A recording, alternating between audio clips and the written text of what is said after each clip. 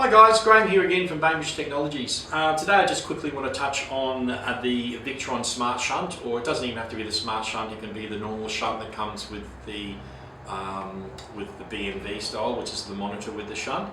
A lot of times we get people ring us and saying, hey, I'm trying to look at the monitor my battery, but it's not giving me all the readings and I'm getting this different readings and all I'm getting is voltage and so forth.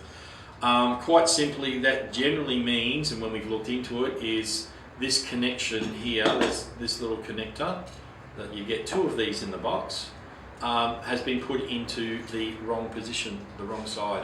So if you want to monitor, the whole reason of this is to monitor your battery, say your house battery, or in your vehicle, the auxiliary battery, the battery in the back that you're running your fridge and lights and all those sorts of things off of. It gets a little confusing, I know, but this is why I'm going to explain it. So on the side here, there's two little slots that this can push into. Now the first one here says auxiliary, and the second one says VBAC pos.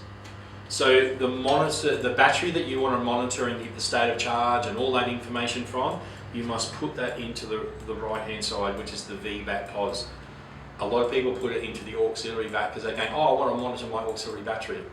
That's not what that means. That's an auxiliary battery to the main battery that this monitor is monitoring.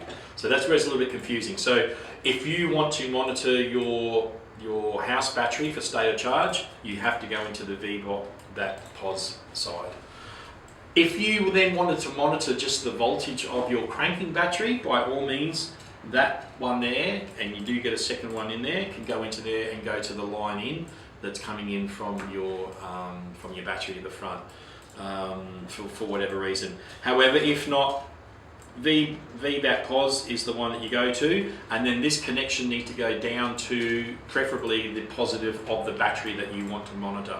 Not in between, not to different devices that can be turned on and off and things like that, directly to the battery, because it needs to try and get the least amount of resistance out of that battery so that the parameters in this can actually work properly.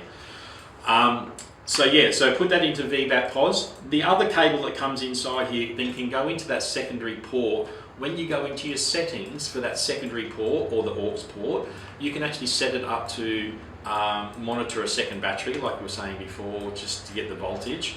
Or you can have it for the temp sensor for the battery that you're monitoring. So the second one, you just buy the little temp sensor kit that plugs into it and then goes and bolts onto the same positive of where this is bolted onto. So therefore then it can actually monitor the temperature of the battery and the cells of the battery and everything, the internal temperature of the battery as well, which is quite a good thing to have if you need to get that extra little bit of monitoring in your system, if you have heavy loads and so forth.